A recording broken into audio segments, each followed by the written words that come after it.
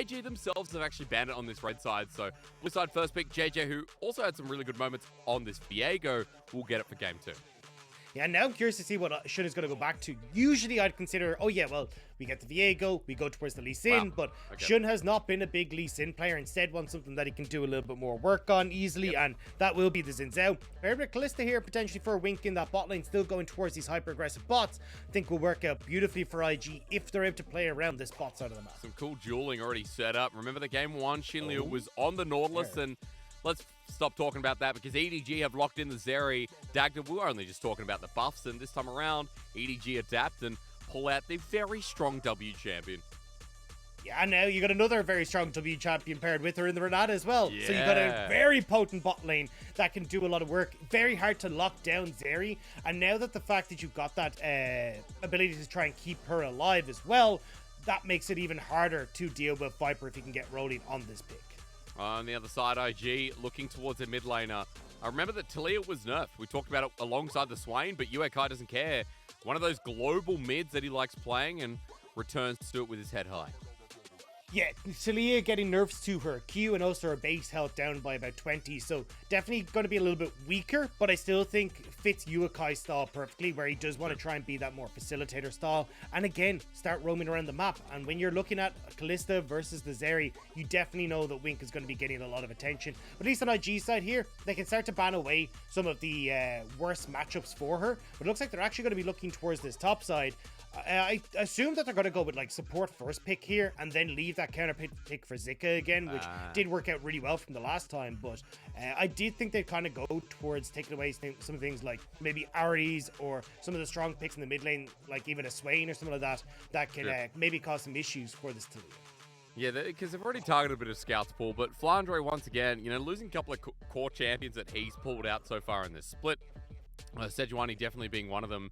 On the other side, EDG taking away that pesky Nautilus. So, makes sense considering that Xinliu had a bit of a clinic on it in the first game, but I was just talking about Flandre. We can return to the point. Flandre getting triple banned here, with the Ornn being the final takeaway.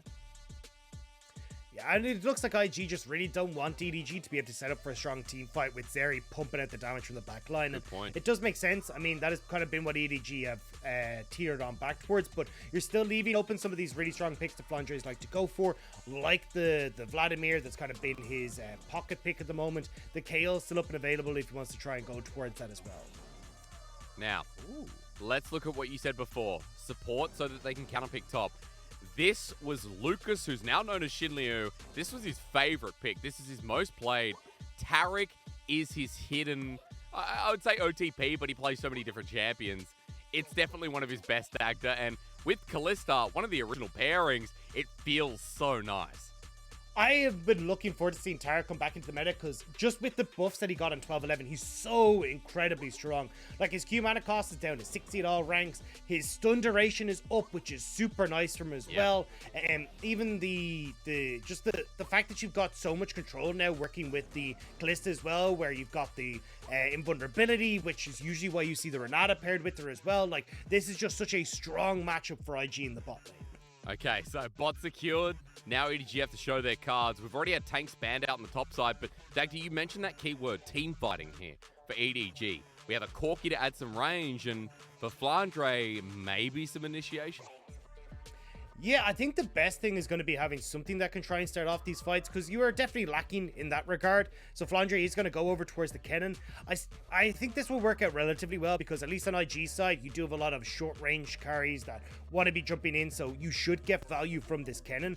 But I certainly think it is dangerous, because as we can see, it gives options for Zika to go for something in the counter matchup. And I mean, this Aurelia could work wonders if she's able to find the right flanks in team fights. Same with this Camille. It just works out super well in trying to lock down some of these EDG carries. Also some minor changes as well. And Dagda, I think I need to ask you for IG. I see a comp that, as we don't get the Aurelia, we do get the Camille, but still feels like it needs to snowball early. Feels like we're going to see a lot of skirmishing out of IG for this second game.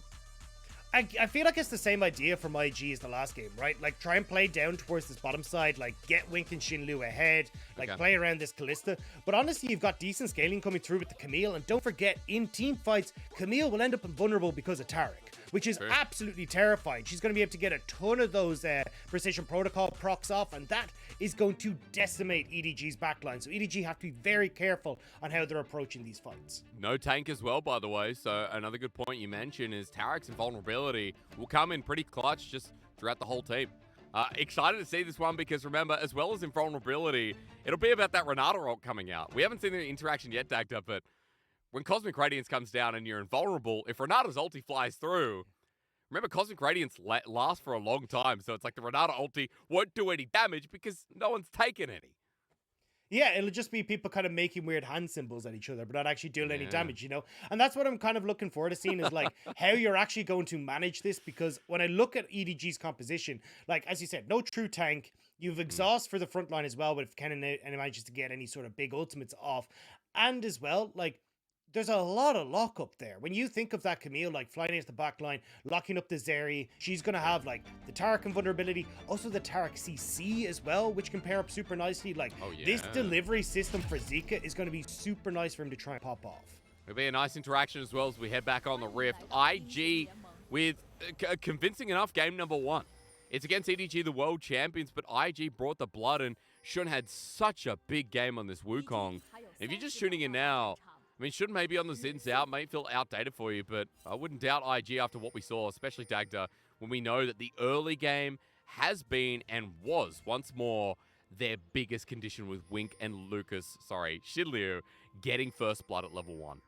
Yeah, we have started to see the Zinzao become more popular in other regions, though, on 12-11 because the nerfs to Grievous Wounds. Like, his kit revolves so much around him trying to stay healthy and stay alive with the Gore Drinker, even the invulnerability from the ult. He's like the second most played jungler over in the LEC at the moment, so certainly a big champion that we're probably going to see a lot more of on patch 12-11. Well, I'm looking forward to it as Yuekai goes in for a cheeky little invade. Now, IG are waiting around the corner, but EDG are not giving them anything. Remember, the Yuekai has already shown that he started Q as Scout looks for a trade, but IG are here waiting. Not going to commit a flash for now. Yuekai's still looking for the trade, and it's actually going to be a super late invade, Dagda. Buff's already spawned, Jeje has to leave, and IG are fully committing. And they should be able to get this. Again, I like this from IG, splitting the map, making sure that they can actually have Wink and Xinliu play as aggressive as they want, because Viper and Mako can't actually push up for fear of having Shun in their bottom side. As Mako waits in the brush at the ready, the handshake there, the stun means he gets out fine, but Viper's spent time in the wave while IG have been leashing. Dagda, it might mean that Viper and Mako get level 2 a little bit earlier here, and IG have to play it safe as Viper cleanses away from that to get the return trade. It is a good trade, but now summon it down. And now you have to be careful of if you end up with Shun trying to come down towards the spot side, because this wave is quite sizable, so I don't think Shun may go for a super early gank, but, oh well, as I say, that actually might still go for it as he's making his way down. But he's spotted on a ward at the Raptor camp, so they know that he's coming into Tribrush. Viper and Mako not giving anything to him right now, and Jeje invading the top side, so Dagda, it works both ways here if EDG can make use and try and find out Zika. Yeah, I think it will put Zika behind a little bit where you can like start to chip away at the tower. Like you can see he's struggling already to get that CS, but at least when it hits the tower, should have a little bit of an easier time. But with that little pesky move from Shun, you can see it's actually Xinliu and Wink who now have control of the spot wave, and that's exactly what they want. If you can actually get this Kalista and Taric into a position where they're ahead, they become very obnoxious, particularly at level 6, to try and dissuade because they've got Wink able to throw in Xinliu, the invulnerability, the CC increase from the Taric as well. It just means it's very easy for this bot lane to take over. Especially when we know that Mako's still only level 1 as well. Wink abusing that with a flash in the mid lane. We turn our heads and Jeje smacks down Yuekai for a quick first blood. Now Shun wants to see if he can get a response to the bot side though with this wave crashing. Dives have become easier in 12-11, but Turret's still hurt as the Dazzle flash over the top. Shun now taking up. No, it's Xinliu. In fact, he's willing to die for it. It's a 1-for-1 trade, but as we come back out, Shun continuing forward onto Mako at level 2. They won't commit, and for IG, you hate to see when Taric flashes too far. Absolute mistakes coming through from Xinliu. A bit of a red face after that one. Still, though, it is a big wave that is lost to Viper. You can see the CS is sizable in favor of Wink. And that's actually going to be the big takeaway from this, is even though it went for 1-for-1, the bot wave being lost is going to hurt a lot for Viper. Okay, so 10 CS is the start of that there. Double longsword now picked up from Wink. He wasn't the one that picked up the kill, though. Worth mentioning that Shinleo did, and he's actually just gotten a tier 2. So we are going to see a tier turret coming through as replay time Dagda means we got to talk about JJ's gank mid. Yeah, really nice play from JJ. Very big mistake from Uakai, just not respecting the fact that they had the top side control for EDG and gets caught out by the flash. Here as well, I mean, we already kind of mentioned it, right? Shinlu, a little bit of a whoopsie here. Tries to predict Viper, but flashes that little bit too far forward. And it means that Shun ends up not being able to get as easy as a time. Shinlu goes down. And IG, you can see, considered the follow-up here, but a bit worried about how that one was going to go down, so we'll back away. Maybe for the best. Viper, though, as you said, losing the wave means it is a significant CS difference in the bottom lane. But look across the rest of the map. Flandre's leading top 10 CS in the top lane, if I can get my words correctly. That's because he's bullying down Zika with JJ, who has been vertical jungling. But Dagda, we've gone back to normal jungles here. So we'll see what changes, considering that JJ and Flandre are the ones of EDG to watch now because of it. Yeah, I imagine we're going to see Shun trying to play a little bit more in the mid lane. You are about to hit level 6 for both mid laners, so Uakai wanting to make sure that you can use that Weaver's Wall and just create these uneven plays on bot side, especially now that you have flashes burnt, the exhaust burnt for Mako as well. You want to try and punish this EDG bot lane, and having Uakai involved would just make that easier. But look at EDG's vision to disable that. Off the get-go, the River pretty much warded a control ward into their safety net of their jungle. JJ will be spotted out if he comes any, Shun will be spotted out if he comes any closer as Wink and Shinley look for the trade. And as he walks on down, Viper and Mako have the understanding they can't be here. Yeah, and that's why they're playing so safe. Good trades coming through from Wink and Shinlu, and you can start to see why this tier is so useful on Shinlu as well. You oftentimes see Tareks just picking up it early so then they can continuously spam that heal, make sure that they're able to keep themselves topped up, and it means that any sort of trading Viper and Mako get isn't really going to stick. And with that control, Shun now goes over towards the Dragon, and with the help of Uakai, will get that without it much issue. But again, warding there for EDG, so JJ will have a response play, and Zika is pretty deep in the way. Flandre with the ulti, hook shot, wall shot doesn't connect, and once again, this top laner getting caught out a little bit disrespectfully. I should say that solo laner, I mean, of IG. Dagda is, he has to burn a flash to get out. Yeah, the wave was just in an awkward spot for Zika there, where it was pushing away from, so trying to see if he could get it to collapse, but it's alright. Flandre instead ends up shoving it in towards his tower, will get a plate for himself, but Zika should be able to clear out this wave at the cost of his flash. But Hextech Goldenator hurts so much. Zika walks in and every single shuriken. Bit of misery here from Flandre. As you can see, as he forced back, he doesn't have a teleport this time around.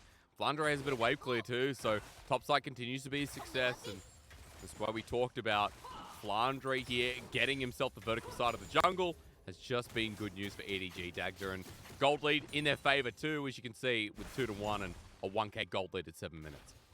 And I actually want to correct something that I said in Champ Select, because I said that there was an exhaust coming through on IG's side. Shinlu actually has the ignite.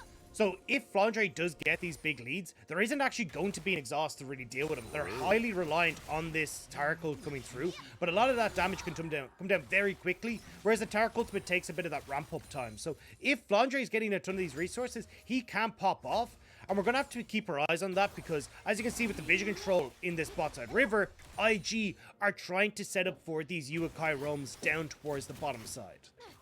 He's got that ult, hasn't used it just yet. Flash Ghost available.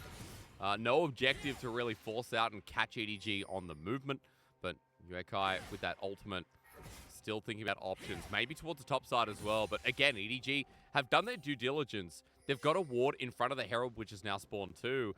Uakai, pings are already going down. He's spotted out at each movement, and IG quite stagnant in the early game this time. Dagda hasn't been the big explosive start that we saw in game 1. Yeah, I mean, they will move over towards the Rift Herald, so even though they're not getting the blood, they're still getting a lot of these neutral objectives, and I think that's going to be pretty helpful for them. Now, although, as I say that, IG are starting to rotate members up towards this Rift Herald, expecting something, but for EDG, they're actually in an okay spot if they can have IG stick to this, because Uakai can't split up the fight as easily with this ultimate if EDG are all in the one place. Slicing Maelstrom, though, that's what I'm scared about. Flandre has the flash available, and you brought up that great point, Dagda, of no exhaust on Invictus Gaming. As all members move up, EDG are going to pull back from the Herald because Viper stayed behind. And even though there was a CS disparity before, with Wink and Shinryu making the dive happen alongside their jungler, Dagda, that's going to be minimized even more. He's already got the kill. He's getting turret plating. This is pretty big for the Zeri on EDG. And I like that EDG are going for this play, because we're a minute later going for the Rift Out than we usually see, Shinryu would actually hit level 6 off the mid wave. You see Mako also had the level 6, so they were aware these big ultimates are up and available for IG, so didn't want to go for it. But IG might need it now. Yeah, Flandre here, not going to let him ult. He gets Fate's called though, and Wink saves the day with the last pool of his mana. Shinryu just walking into the brush where he had no business, and EDG, they got bot. They got turrets on bot, I should say, or plating, if my words didn't fail me, and EDG also getting themselves a juicy ultimate in the top lane. And a 2k gold lead off of all that you just pointed out, Hysterics. Like, this is EDG, even though it's a much slower paced game, are actually getting these slight advantages through, like, the turret plates going over on bot side, a nice CS lead for Scout in the mid lane, and for Flandre in the top side. So the gold is there. Now they just have to start using that to get these neutrals now, because with Rift out in the back pocket of Shun, he's going to be able to get some gold in theory in towards IG's hands. They've already got one dragon as well. Like, we need to see EDG converting this gold into more. And we need to talk a little bit about where we open up Dagda, because Uekai still needs to move. Wink and Shinryu obviously want their laning phase to be a bit of a success. The Herald feels like it has to be particularly placed with a 50-second dragon coming up. Yeah, I imagine it will be in the mid lane, as you say, like, just making sure that you're able to get that mid control so you can look to lean in towards River. And it gets a little bit more worrisome for EDG when you have to try and fight against the Talia with this Rift Herald in mid, because she can use that Reaver's Wall to spread out the fight. She can even just get the push in mid and then quickly run bot to fight against the EDG spot. Good dazzle though. Blaze comes out. We're going to get a 2v2, but JJ is going to make it unfair. Bailout already used, and the lightning crash makes it even bad for IG as well. Gaze comes down, the ultimate from Shinryu, but Viper's still there, and this lightning crash is still active. Uekai with the wall as he flashes back over at Shun, tries to engage, but the ultimate, the hostile takeover, buys more time, and Viper's still chasing up like a mosquito in the middle of the night. He just won't quit with the package on top. Scout to finish off the deed. Viper with the ultra shock laser, and Dagda. It's not a pun, but I'm shocked. And it's 3 kills for Viper. Sniper on the back line, managing to pick off Wink. And now EDG, they have control. Viper's getting even more plates. They're getting the second dragon. This is what we're talking about. EDG converting their lead into more, and they just did it. Let's look again, because it was just such a long, drawn-out fight, which Zeri loves. And it just feels like IG didn't have all their pieces again in the right spot. Coordination very messy on this. A very early ult from Shinryu, where look how little damage is actually being thrown at IG while that ultimate's up and available. Like, there's just nobody on EDG that's actually trying to push forward. Uekai as well, hopping off on the wrong side of the wall, means that he's now in no man's land, has to flash over. A great up from Mako, prevents any sort of follow-up. And Viper, as long as he's hitting someone here, he's hitting everyone thanks to the overcharge. Oh. And with Scout having picked up that package and TP'd in, it just is beautiful from EDG. Really good flash W as well. 3-0 on Viper. Scout picks up 1-2. We now have a big mid 80 carry from EDG. The early game much more successful. And this is what we talked about in Spring, Dagda. This is what we know is EDG's identity. Throughout the laning phase, the individual skill that comes through, and even to say JJ's early jungle game has just enabled EDG off the wall by 13 minutes into this game. And Viper's going to be such an issue now for IG to deal with, because one of the big changes that we see with its build path, because she's been pushed more into that crit build away from like the Triforce and the Tiamat build, is that her single target damage is much, much higher. And that's where you're going to see issues if IG are trying to dive in onto the backline. You have a little bit of safety from Mako, the ability to try and just very quickly work through any of the aggressors that get on towards Viper is going to make these dives so much easier to handle. As Uekai taking a bit of excess damage here. That was a summon he used with the Unsealed Spellbook. Uekai has to burn the flash as well, so IG just keep losing more and more. This feels like, you know, a completely different series to what we just witnessed, where IG don't have many options. In fact, we talked about what they can do later on in the game for Invictus Gaming, but we did also talk about the susceptibility in this early game as Viper. Lightning Crashdown comes through again. Shinryu with the Cosmic Radiance might have to use it soon because Wink is going to die. Ult him. but he doesn't, and just like that, Wink will close the other eye as well. I mean, Shinlu didn't do anything. He didn't move in to block the shots from Viper. There was no ult that came down. Nothing came through from Shinlu to actually try and help him. Viper, he just picks up the kill. You know, maybe Zeri's very pretty to him, and he was stunned. He was shocked himself, but yeah, kind of sad, not expecting it, and Wink probably too far gone at that point. Viper with the kill on the 1v2 is just showing you how this series is going to a third game, almost certainly. 4-on-1 Dagger as well. Second item well and truly on the way, and I don't know what more you say for IG in terms of options. Yeah, I mean, for IG, it's looking pretty bleak. The fact that they can't really contest now towards Dragons on the bottom side because Viper's absolutely massive, and you need time for Camille to scale into the game, but she's also super far behind. But we'll see it here. I mean, this was pretty much all Viper from start to finish. Gets the slow off of the W, and here Shinlu can just block these shots. Like, this is a thing about Zeri. She has no, like, the point and click isn't really there. You can block these, but Shinlu not expecting it. The crit's coming through, and Wink falls.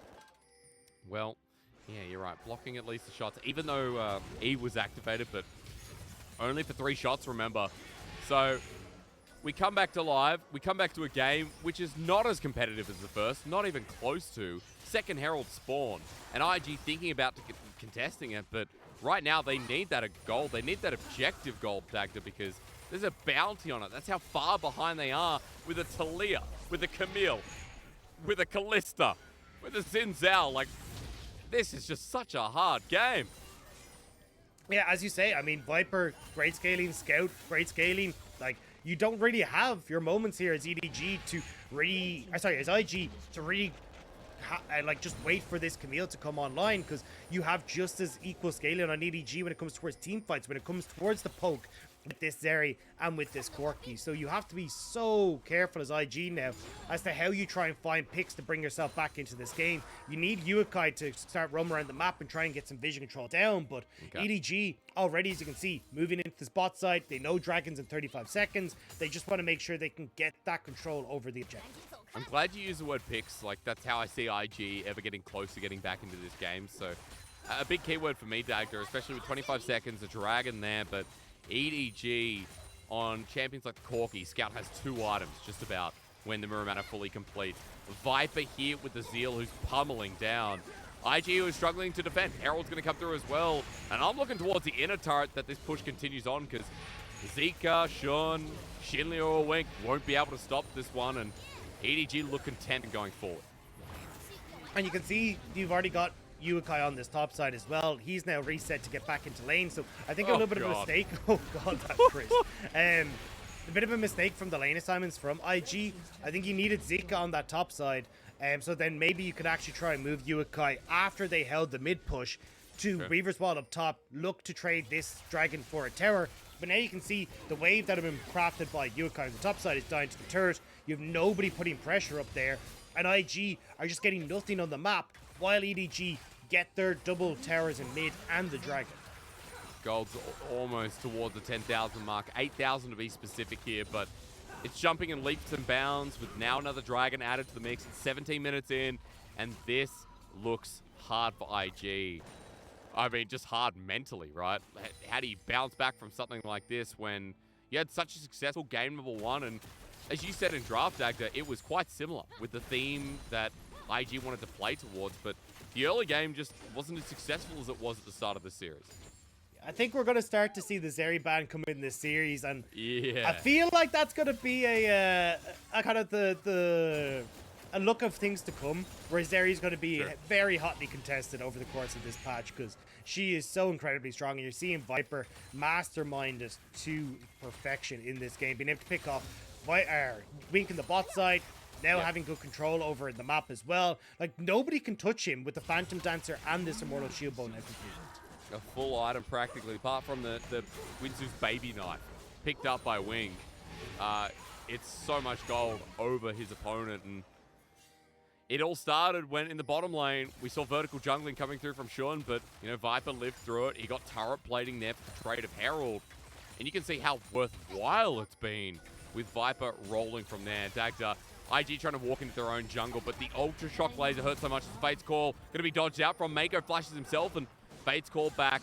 Zika unable to follow through. At least an attempt for IG to get a pick in this game that's running so far away. As great teleport. Hang on. Is he okay? Actually, I think he's okay now, but Shun is walking to certain death as JJ's here. The Weaver's Wall as Cosmic Radiance is in a choke point, but it's only on the 3. Invictus Gaming used that to back away, but Scout's still here with a seismic shove. Maybe not for long. He'll pull himself golden, but Flandre waiting for his moment to strike. Flash, Maelstrom available. IG aren't going to walk towards him, not if they can help it. Shinlu is trying to preemptively use these ultimates, but IG just haven't actually gotten a position to make the pick happen beforehand. Zika not able to get in with the Hextech ultimatum, means there's no lockdown, no follow-up for IG, and now EDG know they're safe to keep pushing in. Flandre in this push as well has ultimate available, so IG can't even try and contest this push now. Another one bites the dust, and I'm not talking about the Queen song, Dagda. It's 5 turrets in the dirt. None for IG. The only thing stopping EDG from having a smooth criminal, I'm really doing this on purpose now, I apologize, is of a game, is that kill, is that dragon.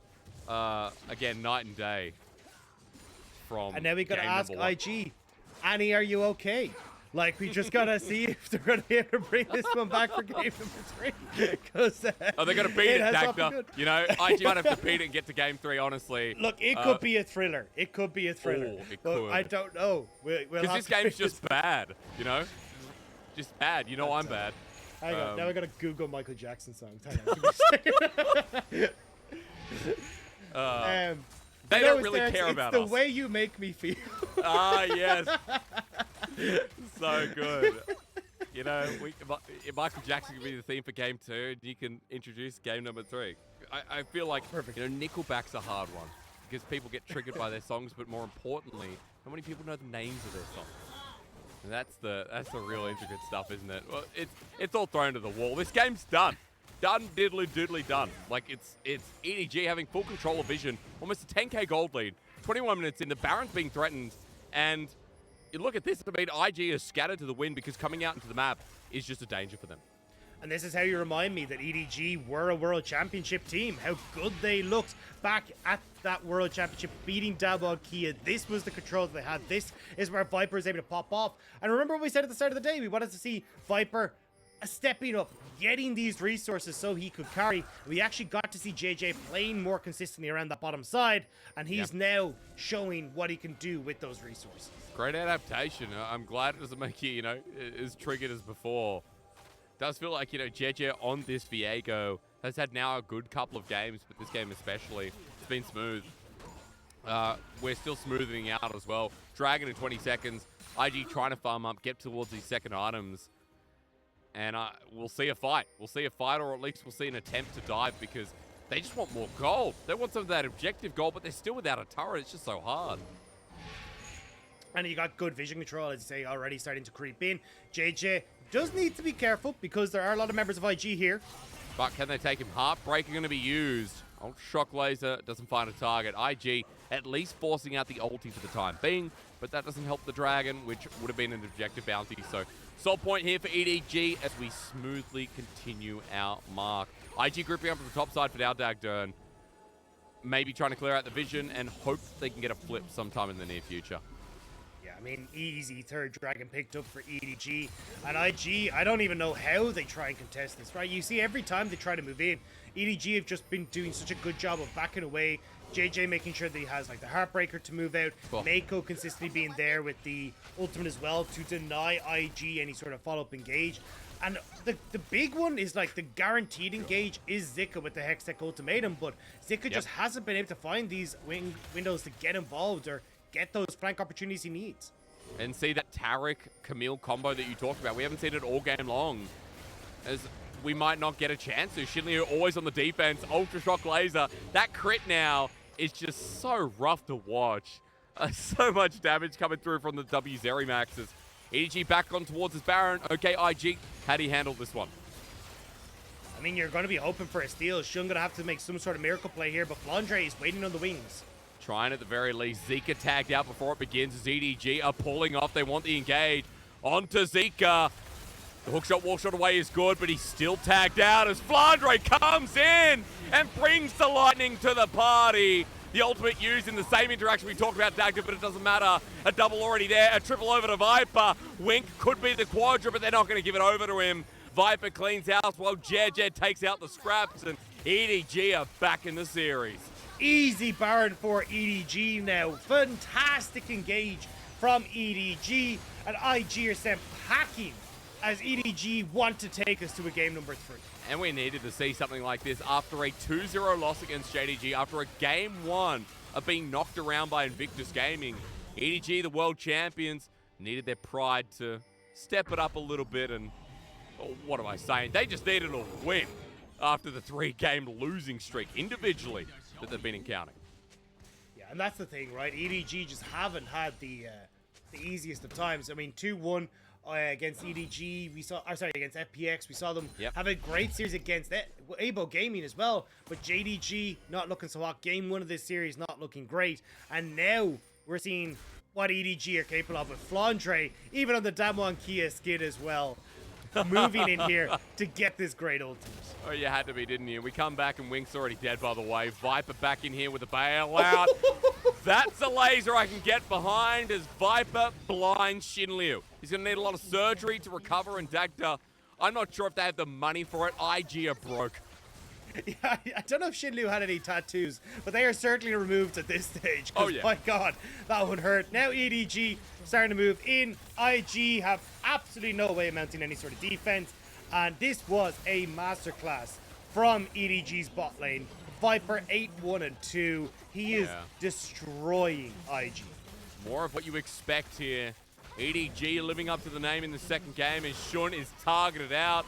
The poke too much to deal with, and EDG giving only a single kill over as Flandre. Not going to give them the second just yet. Yuakai, again, that poke is what we look at. Invictus Gaming on their last stand with their last turret in this last moment of game number 2. Still heading forward, poke down, and Scout is the hidden OP in this one as Shinliu jumps on in. He takes too much damage though as Shun revolves around, but Viper ults once more, and the jungler left standing, not for long. Edward Gaming returned in the series as Viper flashes in for the fancy play. Only 1 kill, 1 dragon, but everything else screams perfect for the 2021 World Champions. Adding one more to the list, 10-1 for Viper at the end of that game. And look at that, cool, calm, and collected. Another day at the office for this man. Yeah. That was an incredible performance, and what we wanted to see from Viper and Mako. None of the solo deaths that we saw in game number 1 having a spectacular performance up against IG's bot lane. Yeah, it was something that, again, we needed to see, but for Viper and Mako, a good recovery from game